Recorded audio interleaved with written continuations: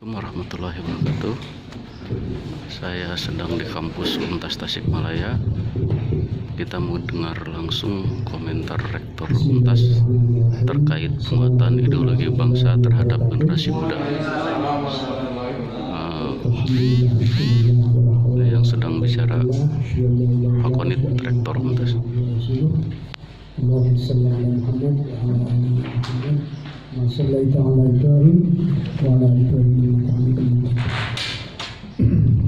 Sebelum saya masuk materi, saya ingin menyapa dulu Pak Komisi 4, Pak Herudin. Selamat datang di kampus Untas, Pak. Saya sangat bergembira bisa bertemu di sini, mudah-mudahan bisa bersinergi. Tadi sudah ngobrol-ngobrol sedikit tadi di ruang saya. Insya Allah ke depan kita ingin mengembangkan kampus ini menjadi kampus yang betul-betul berkelas gitu ya. Kenapa istilah saya itu malu ya, ada nama Nabi Muhammadnya gitu ya. Kalau nggak berkelas internasional itu berat gitu ya. Istilah saya Untas itu masih bayi, tapi bayinya bukan bayi kucing gitu Pak. Bayinya bayi singa gitu. Singa kan gennya gen jadi raja gitu. Jadi itu saya virus itu saya tularkan kepada anak-anak bahwa kita itu meskipun baru beberapa tahun tapi kita ini bukan anak kucing. Anak kucing udah 3 tahun ya gitu-gitu aja. Kalau anak singa 3 bulan biasa-biasa, tapi kalau udah 5 tahun kan bisa ngeros kemana-mana gitu.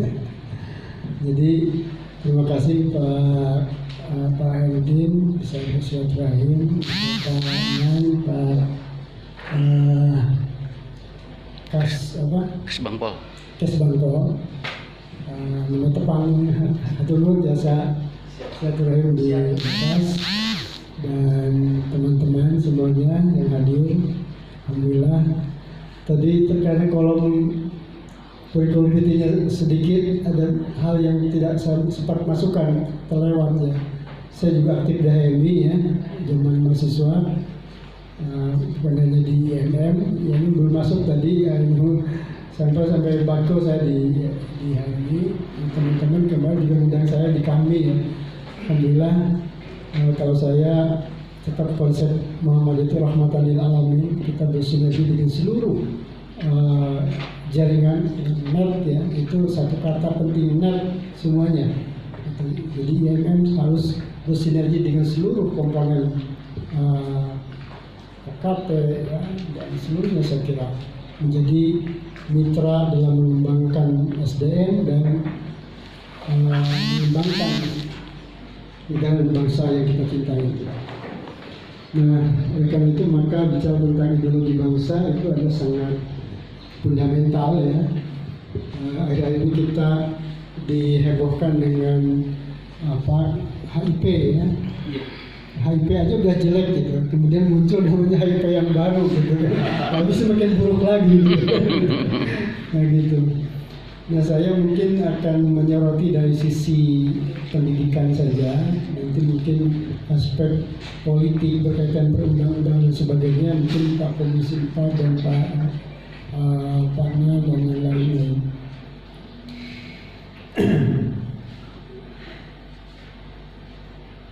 Nah, kalau saya sih melihat pertama Pancasila sebagai ideologi bangsa itu kan nilai, dan yang 5 itu udah berfinal, bahwa sejarahnya itu ada Trisila, ada macam-macam, tapi yang finalnya itu gitu. Dan kalau kita lihat tim perumus itu founding father itu adalah sebagian besar adalah umat Islam.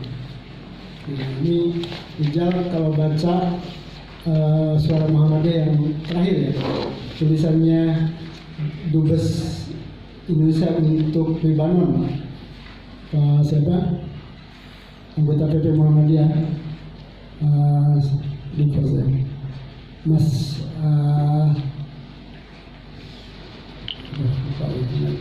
jadi di situ tulisan dia adalah sejarah Pancasila adalah sejarah Muhammadiyah. Kenapa? Rumusannya itu dari awal itu rumusnya itu orang Muhammadiyah. Karena Soekarno itu anak kader Muhammadiyah. Dia adalah pernah menjadi ketua ranting PRM Muhammadiyah di Bengkulu. Dia muridnya Ki Dahlan beserta, jadi dia ketemu Ki Dahlan itu di Cokro ya, di Jawa Timur dengan Ki Bagus dan lain-lain. Jadi pikiran-pikirannya itu luar biasa karena memang sempat belajar Islam itu dari Ki Dahlan. Dan kemudian ketika dibuang di Bengkulu itu dia menjadi ketua PRM Muhammadiyah, ketua pimpinan ranting Muhammadiyah. Jadi kader Muhammadiyah. Kemudian di anggota PKI selanjutnya itu mayoritas adalah orang Muhammadiyah. Jadi dia menulis Pak Dubes itu sejarah Pancasila adalah sejarah Muhammadiyah. Dan yang sekarang jadi adalah Pancasila seperti sekarang itu, di mana nomor satu adalah ketuhanan yang Maha Esa. Jadi kalau bicara agama, kemanusiaan ada di situ, persatuan ada di situ, keadilan ada di situ. Nah, jadi kemanusiaan, persatuan, keadilan sosial dan ketuhanan, kemanusiaan, persatuan Indonesia, kelihatan dipimpin oleh kemudian dari keadilan sosial. Dari nomor 2 sampai nomor 4 itu sudah terkandung di dalam ketuhanan sebetulnya. Kalau bicara agama, semua itu masuk. Tapi kalau kita bicara persatuan, belum tentu di dalamnya agama. Penjahat aja bisa bersatu padu kan. Bicara keadilan belum tentu bicara agama. Bicara kemanusiaan belum tentu bicara agama. Tapi kalau sudah bicara agama, bicara ketuhanan, semuanya ada di dalamnya. Maka dari nomor 2 sampai nomor 4, nomor 5 itu ruhnya ada di nomor 1 semuanya. Jadi kalau keadilan tanpa ketuhanan itu bukanlah Pancasila. Nah, jadi saya kira ini yang harus dipahamkan kepada seluruh komponen bangsa, terkhusus sangat penting adalah angkatan muda. Nah, jadi pemahaman dan penghayatan terhadap Pancasila yang benar itu sangat penting. Itu perlu edukasi. Nah, ini BPIP itu mestinya di situ. Kalau mau dikuatkan itu dalam konteks itu. Tetapi memang harus ada diskursus tentang Pancasila yang hebat, gitu. Jadi harus dirumuskan secara explore secara filosofi yang benar pemahaman Pancasila. Nah, kalau nomor 1 itu tidak ada, itu berbahaya. Nah, bicara pertama substansinya itu harus ada dialog yang ada edukasi. Ada pembicaraan, ada diskusi yang betul-betul rasional. Jadi kalau itu Pancasila, saya melihat memang itu adalah menggambarkan realitas yang sesungguhnya masyarakat Indonesia. Nah, kalau itu diubah-ubah, itu sangat berbahaya. Yang pertama, jadi perlu diskursus yang luas, yang mendalam, yang filosofi, sehingga masyarakat itu betul-betul paham. Kalau tidak filosofis, nggak bisa. Jadi masyarakat harus mengerti, apalagi angkatan muda itu harus betul-betul memahami dengan betul. Pertama. Nah, jadi perlu ada sebuah lembaga betul ya untuk bagaimana ini dipahamkan kepada masyarakat, dan implikasinya kan ke anggaran dan lain-lain sebagainya. Di situ ada undang-undangnya dan sebagainya. Bukan kemudian undang-undang yang untuk dalam rangka mengubah yang lain-lain, itu nggak benar. Nah, karena Pancasila itu adalah nilai yang sangat universal. Pendidikan nilai itu kan berbeda dengan pendidikan misalnya vokasi ya, keterampilan atau misalnya pengetahuan teknologi, sains, itu beda. Ini adalah nilai. Nilai itu pendidikannya itu tidak cukup diajarkan. Seperti kita belajar Al-Islam, nggak cukup, kognitif aja nggak cukup. Nah, makanya Allah Subhanahu Wa Taala untuk bagaimana Islam itu kuat sebagai agama, turunkan Nabi dan Rasul untuk menjadi uswahnya. Nah, ini pemerintah itu harus menjadi uswah. Maka di dalam ini implikasinya calon pemimpin bangsa ini mulai dari RT sampai presiden memang harus memiliki tadi itu keteladanan dari dalam 5 isi Pancasila. Jadi kalau calon presiden agamanya nggak jelas itu nggak bisa, sudah batal demi hukum. Ketua RT agamanya nggak jelas itu sudah batal demi hukum gitu. Karena dia harus memimpin masyarakat yang filosofinya ketuhanan yang Maha Esa. Gitu. Jadi saya berdebat lama itu di Riau ya, di Batam waktu itu dengan beberapa pimpinan tinggi ketika pemilihan waktu pilkada DKI ya, tentang Ahok dan lain sebagainya. Kalau saya sih bukan apa-apa. Kalau agama nggak jelas, batal demi hukum sembilan. Oke, kita diskusi soal filosofis. Bla bla bla. Akhirnya semua ngelai gitu ya.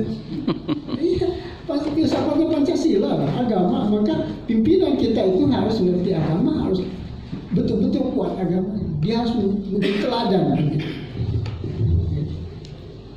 Jadi secara personalnya begitu, kemudian secara kenegaraan itu harus lahir kebijakan-kebijakan pemerintah yang menguatkan nilai ketuhanan yang esa, yang menguatkan kemanusiaan, menguatkan persatuan, menguatkan kerakyatan dipimpin kebijaksanaan dan perwakilan itu berkaitan dengan pilkada ya, pilpres dan sebagainya, itu harus merepresentasikan itu. Kemudian keadilan sosial. Jadi kebijakan pemerintah itu dari pusat sampai daerah itu harus merefleksikan nilai-nilai itu. Kalau sekarang jauh panggang dari api saya kira ya, keadilan sosial terutama berat sekali. Jadi kalau dinilai itu jauh sekali.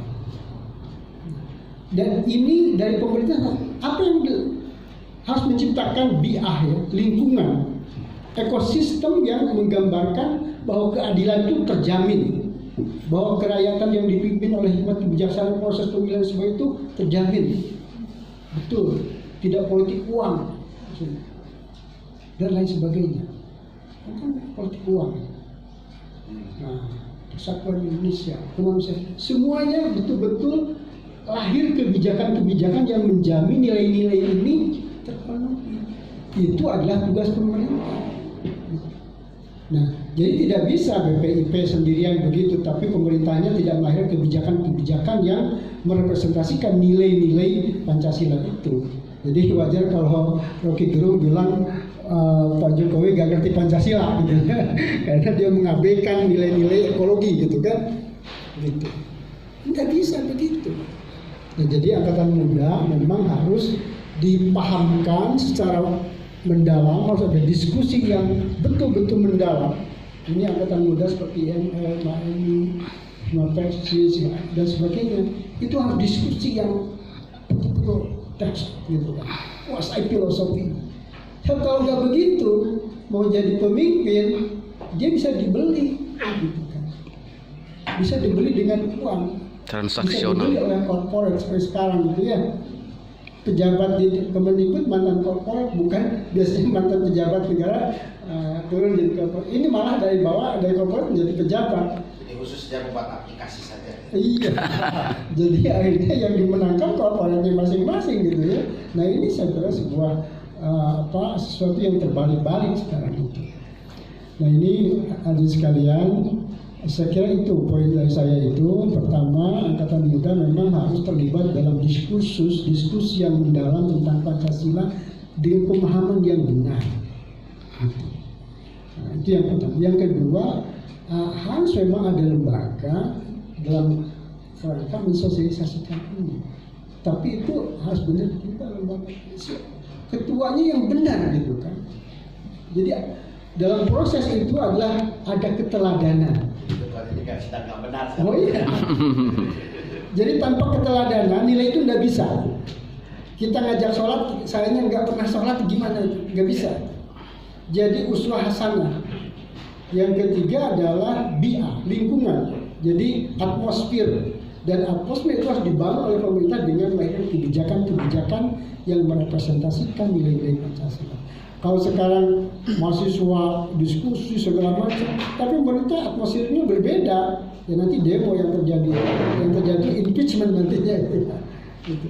Nah, ketidakpercayaan masyarakat terhadap pemerintah karena pemerintah tidak merepresentasikan nilai-nilai Pancasila itu yang berbahaya saya kira. Maka itu ini sangat penting saya kira. Jadi penguatan ideologi Pancasila itu melalui proses pendidikan. Jadi angkatan muda harus dilibatkan dalam diskursus yang dahsyat tentang Pancasila itu, seperti pada kita betul-betul mereka itu elegan dalam berpikirnya, mendalam begitu. Nah, yang kedua tadi itu membangun para pemimpin harus memberikan sesuatu hasanah.